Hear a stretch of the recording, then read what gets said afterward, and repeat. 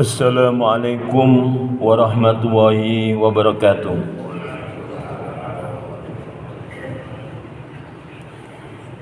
Alhamdulillah wa syukrulillah wassalatu wassalamu ala Rasulillah. Alhamdulillah, kita bersyukur kepada Allah dan senantiasa bersolawat kepada Rasulullah sallallahu alaihi wasallam. Allahumma sholli ala Muhammad wa ala ali Muhammad. Bapak dan Ibu jamaah salat subuh Masjid Darussalam yang dirahmati oleh Allah, pada pagi hari ini saya akan menyampaikan satu ayat surat Al-Baqarah, surat yang kedua, ayat 172. A'udzu billahi minasyaitonir rajim. Bismillahirrahmanirrahim. Ya ayyuhalladzina amanu qulu min thayyibati ma razaqnakum washkuru lillahi in kuntum iyyahu ta'budun.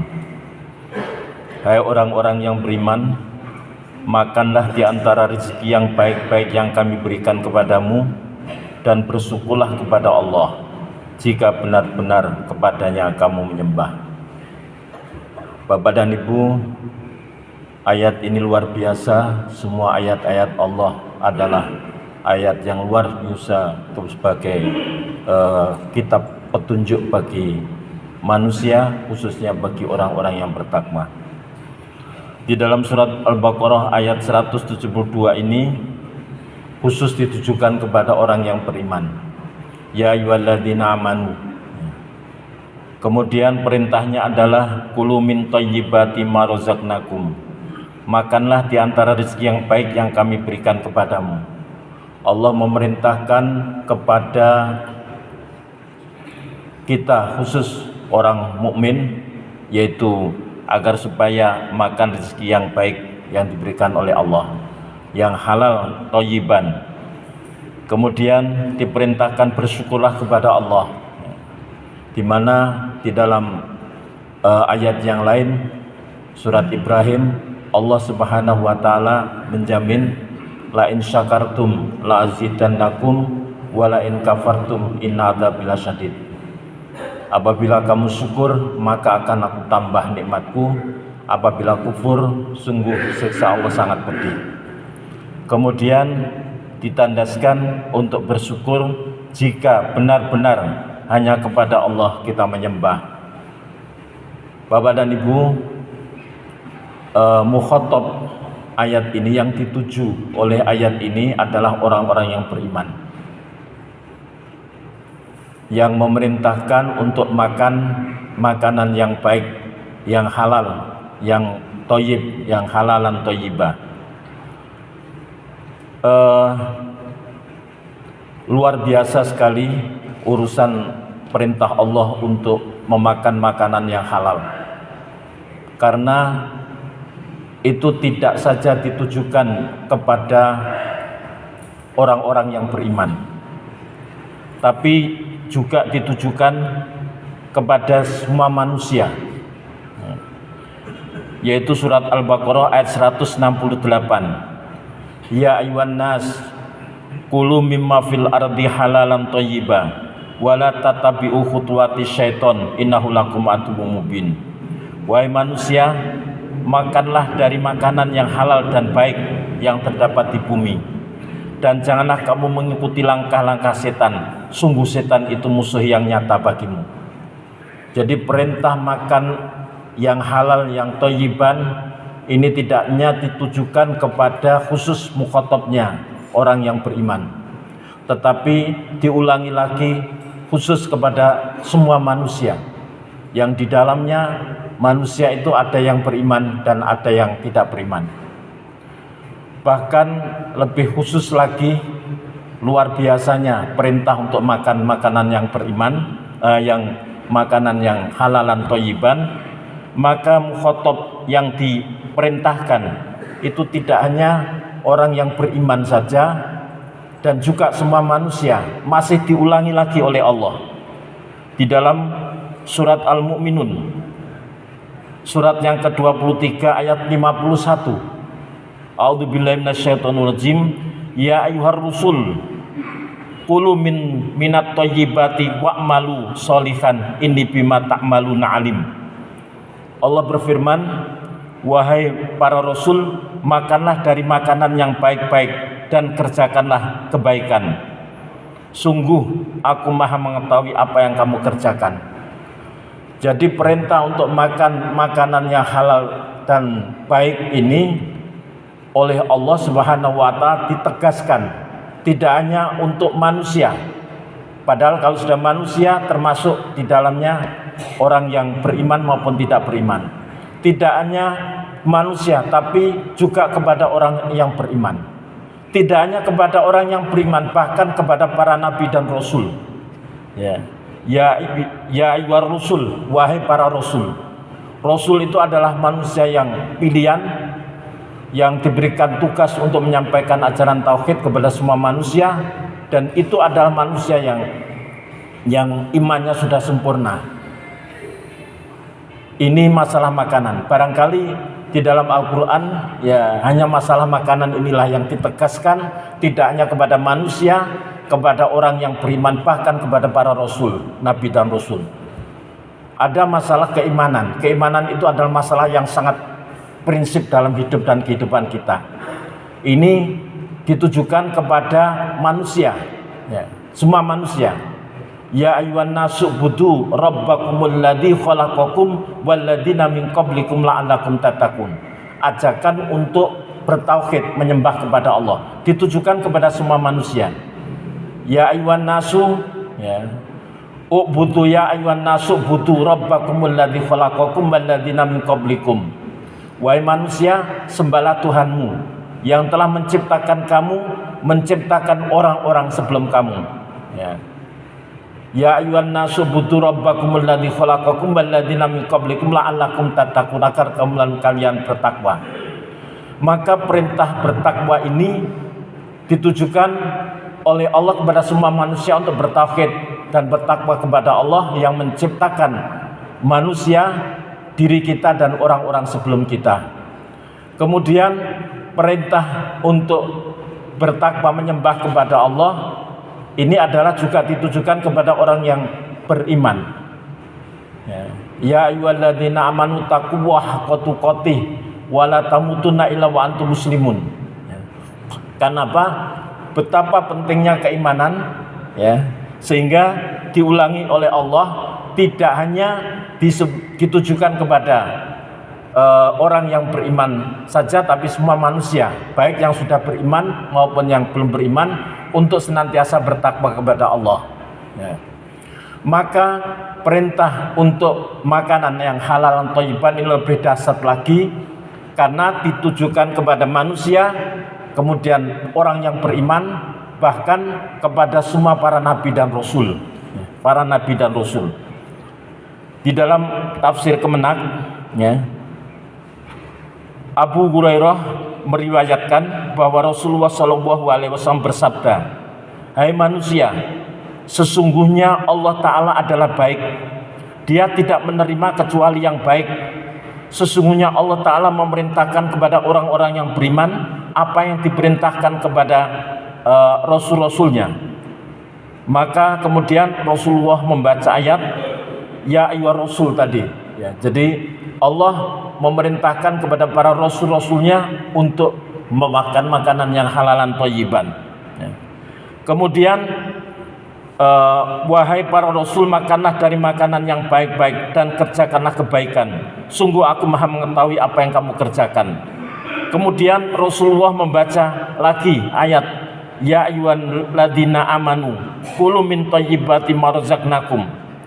Kemudian Nabi menerangkan keadaan seseorang yang telah melakukan perjalanan panjang, rambutnya tidak teratur dan penuh debu, dan makanannya dari apa yang haram, minumannya dari apa yang haram, dan pakaiannya dari yang haram.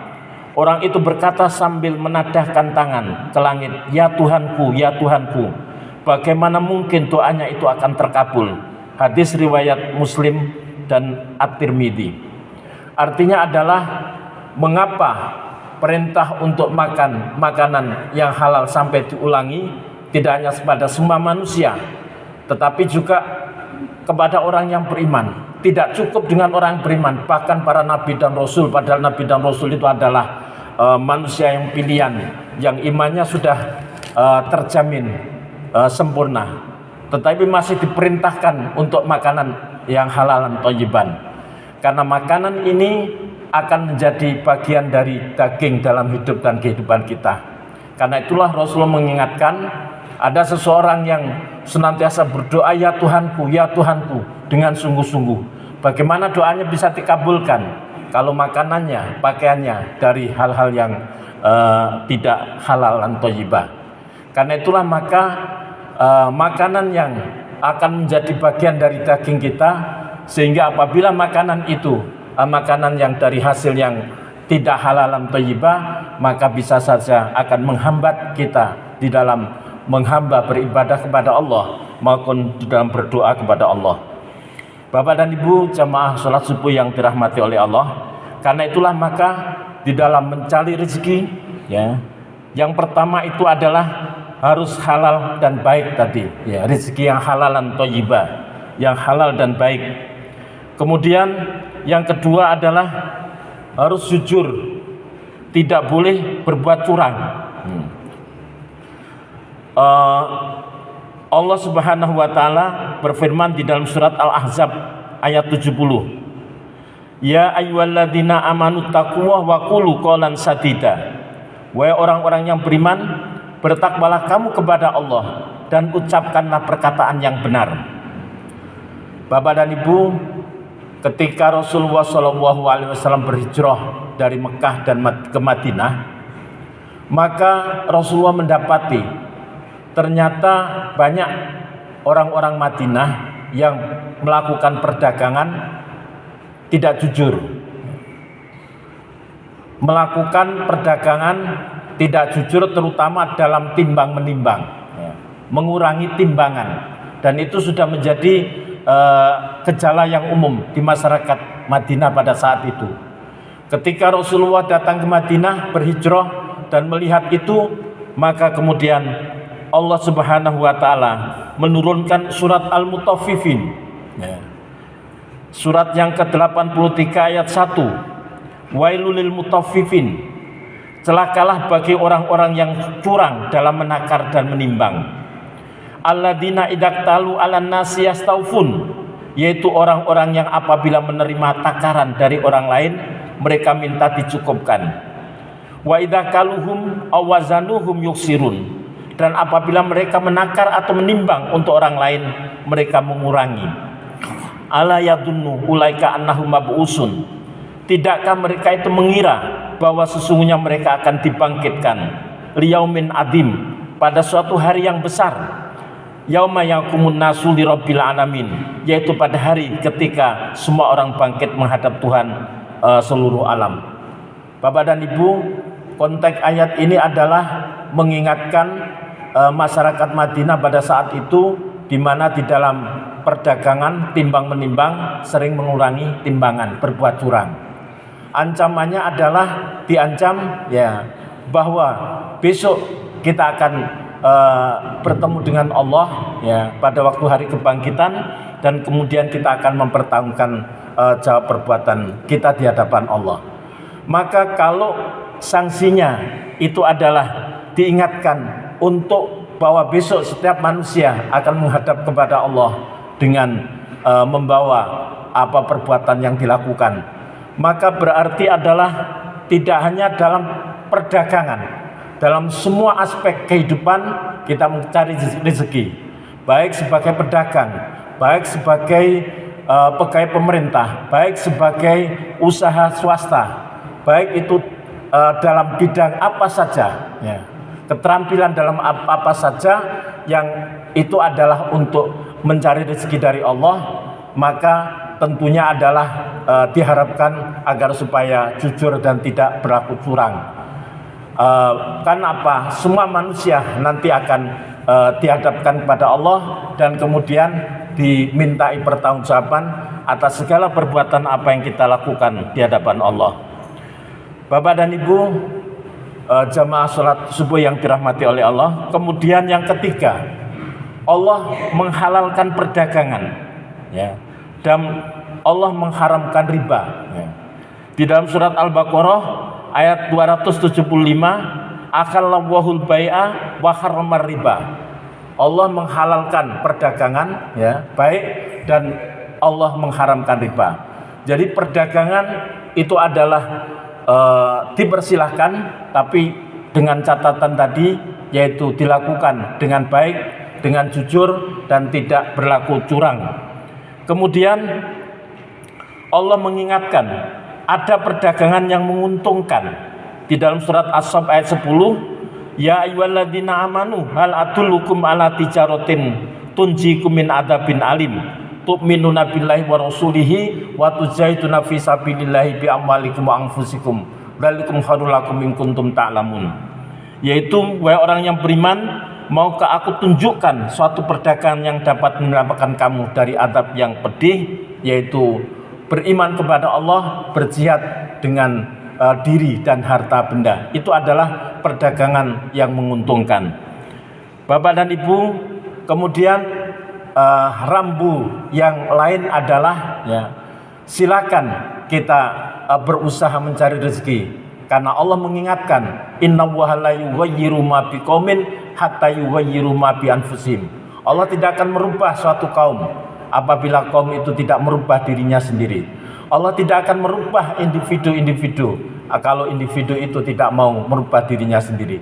Karena itulah maka kita Islam mendorong agar supaya kita juga bekerja keras, bekerja dengan cerdas, dengan ikhlas dan tuntas. Tetapi diingatkan, ya, diingatkan oleh Allah di dalam surat Al-Munafiqun ayat 9. A'udzubillahi minasyaitonirrajim. Ya ayyuhalladzina amanu la tulhikum amwalukum wala auladukum an dzikrillah wa may yaf'al dzalika faulaika humul khasirun. Wahai orang-orang yang beriman, janganlah harta bendamu dan anak-anakmu melalaikan kamu dari mengingat Allah, dan barang siapa berbuat demikian maka mereka itulah orang-orang yang rugi. Jadi artinya adalah ketika kita bekerja kemudian datang waktu sholat, ya, maka kita bersegera untuk melaksanakan ibadah, ya. Jangan sampai kemudian kita berusaha tapi kemudian lupa terhadap ibadah. Wa may yaf'al dzalika faulaika humul khasirun. Barang siapa yang karena kesibukannya di dalam berkarir, di dalam bekerja, di dalam mencari kehidupan untuk keluarga atau mengurusi keluarganya sampai lupa kepada Allah, lupa beribadah kepada Allah, lupa mengingat Allah, faulaika humul khasirun. Mereka itulah orang-orang yang merugi. Bapak dan Ibu, di dalam Al-Quran banyak sekali Allah menjelaskan tentang rezeki ini. Yang pertama adalah bahwa Allah telah memberikan rezeki, ya, kepada semua makhluknya, ya. Allah telah menjamin rezeki atas semua ciptaannya. Ada di dalam surat Hud ayat 6. Wa ma min dabatin fil ardi illa Allahu rizquha wa ya'lamu mustaqarraha wa mustaudaha kullun fi kitabim mubin. Dan tidak ada satu binatang melata pun di bumi melainkan Allah lah yang memberi rezekinya, dan Dia mengetahui tempat berdiam binatang itu dan tempat penyimpanannya, semuanya tertulis dalam kitab yang nyata, Lauh Mahfud, ya. Jadi rezeki yang diberikan kepada semua makhluknya. Kemudian ada rezeki yang diberikan kepada orang-orang yang bertakwa dan bertawakal, diberikan kepada orang-orang yang betul-betul bertakwa dan bertawakal kepada Allah. Ada di dalam surat At-Talaq ayat 3. Wa yarzuquhu min haitsu la yahtasib wa may yatawakkal 'alallahi fa huwa hasbuh innahu balighu amri qad ja'alallahu likulli syai'in qadra. Dan memberinya rezeki dari arah yang tidak disangka-sangkanya. Dan barang siapa yang bertawakal kepada Allah, niscaya Allah akan mencukupkan keperluannya. Dan sesungguhnya Allah melaksanakan urusan yang dikehendakinya. Sesungguhnya Allah telah mengadakan ketentuan bagi tiap-tiap sesuatu. Jadi rezeki yang tidak disangka-sangka, ya, yang diberikan kepada orang-orang yang takwa dan bertawakal. Wa 'alallahi falyatawakkalul mu'minun, dan hanya kepada Allah orang-orang yang beriman bertawakal, dan itu diulangi sampai beberapa kali, wa 'alallahi falyatawakkalul mu'minun. Kemudian yang pertama tadi adalah rezeki yang sudah dijamin. Allah menjamin semua makhluknya akan diberikan rezeki, ya, sesuai dengan kehendak Allah. Kemudian yang ketiga, rezeki karena usaha. Ada rezeki yang diberikan karena takwa, tawakal, dan Allah menjamin semua makhluknya diberikan rezeki. Maka ada rezeki yang diberikan karena usaha, dan itu ada dalam surat An-Najm ayat 39 sampai 41. Wa anna laisa lil insani illa ma sa'a wa anna sa'yahu sawfa yura summa yujzahu al jazaa'al aufa. Dan bahwasanya seorang manusia tiada memperoleh selain apa yang telah diusahakannya, dan bahwasanya usaha itu kelak akan diperlihatkan kepadanya, kemudian akan diberi balasan kepadanya dengan balasan yang paling sempurna. Kemudian ada rezeki yang diberikan karena kita bersedekah, kemudian Allah akan menambah rezeki itu, dan ini ada di dalam surat Al-Baqarah ayat 245. Man dalladzi yuqridu waha qardan hasana fayudha'ifuhu lahu ad'afan katsira wa huwa yaqbidu wa yabsutu wa ilaihi turja'un. Siapakah yang mau memberi pinjaman kepada Allah, pinjaman yang baik, yaitu menafkahkan hartanya di jalan Allah, maka Allah akan melipat gandakan pembayaran kepadanya dengan lipat ganda yang banyak, dan Allah menyempitkan dan melapangkan rezeki, dan kepadanya lah kamu dikembalikan. Jadi semua diberikan rezeki oleh Allah, tapi Allah yang melapangkan dan menyempitkan rezeki. Itu adalah hak daripada Allah. Tetapi ada rezeki yang diberikan karena seseorang bersedekah kepada orang lain semampunya, dan kemudian Allah menggandakan sedekahnya itu. Kemudian ada rezeki yang diberikan karena istighfar, yaitu memohon ampun kepada Allah. Ada di dalam surat Nuh ayat 10 sampai 12. Fakultu istaghfiru rabbakum innahu kana ghaffara yursilis samaa'a 'alaikum midrara wa yamtidukum bi amwali wa banin wa ja'al lakum jannati wa ja'al lakum anhara. Maka aku katakan kepada mereka, mohonlah ampun kepada Tuhanmu, sesungguhnya Dia adalah Maha Pengampun.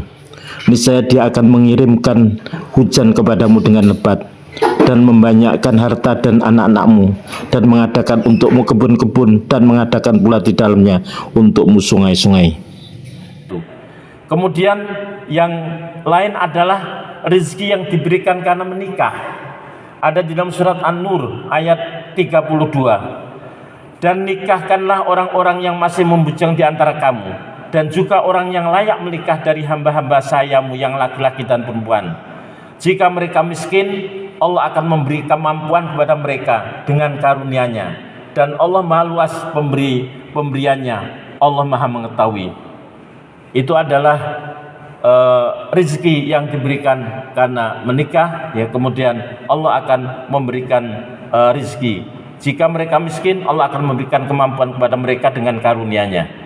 Kemudian ada rezeki yang diberikan karena anak, ya, karena anak. Dulu orang-orang jahiliyah sebelum datangnya Islam, sebelum Rasulullah SAW diangkat sebagai Nabi dan Rasul, mereka itu membunuhi anak-anak, terutama anak perempuannya, dibunuh, ya, dikubur hidup-hidup. Karena apa? Takut miskin, takut terhina punya anak perempuan. Maka Allah mengingatkan, surat Al-Isra ayat 31, wala taqtulu auladakum khasyata imlak nahnu narzuquhum wa iyyakum inna qatlahum kana khit'an kabira. Dan janganlah kamu membunuh anak-anakmu karena takut miskin, kamilah yang memberikan rezeki pada mereka dan kepadamu. Membunuh mereka itu sungguh suatu dosa yang besar. Kemudian yang terakhir adalah rezeki yang diperoleh karena banyak bersyukur. Tadi ada rezeki yang diperoleh karena banyak istighfar, ya. Kemudian ada rezeki yang diperoleh karena banyak bersyukur. Ada di dalam surat Ibrahim ayat 7 tadi yang saya sampaikan, wa id ta'adzana rabbukum la in syakartum la azidannakum wa la in kafartum inna adzabi lasyadid. Dan ingatlah ketika Tuhan memaklumkan, sesungguhnya jika kamu bersyukur, niscaya aku akan menambah nikmat kepadamu. Tetapi jika kamu mengingkari nikmatku, maka pasti adabku sangat pedih. Bapak dan Ibu, itulah rezeki-rezeki yang dari berbagai macam yang disebutkan di dalam Al-Quran, dan kita harus hakul yakin bahwa firman-firman Allah itu adalah la raiba fi, tidak ada keraguan di dalamnya. Jadi seseorang yang memberikan sedekah semampunya, maka Allah juga akan menambah rezekinya. Seseorang yang banyak bersyukur, seseorang senantiasa beristighfar, juga Allah akan membukakan rezekinya kepada sebagaimana yang disampaikan oleh Allah.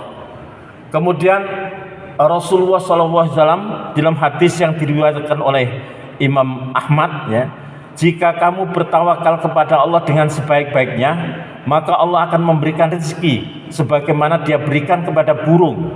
Ia keluar pada waktu pagi dalam keadaan perut yang kosong dan pulang petang dengan perut yang kenyang. Bapak dan Ibu, karena itu maka saya mengingatkan pada diri saya sendiri, juga Bapak Ibu sekalian, mari kita lebih hati-hati, terutama menjaga anak cucu kita, ya, tentang makanan ini, karena sekarang kita lihat betapa banyak produk-produk luar negeri yang juga membanjiri di Indonesia ini. Karena itulah maka upayakan agar supaya kalau memang bisa itu adalah ada label halalnya, ya, dari Menteri Kementerian Agama. Kalaupun kita ragu-ragu, maka lebih baik kita hindari.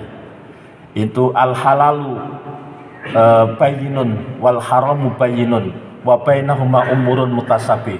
Artinya adalah al halalu bayyinun, yang halal itu sudah jelas, wal haramu bayyinun, dan yang haram itu sudah jelas, wa bainahuma umurun mutasabih. Antara yang halal dan yang haram itu adalah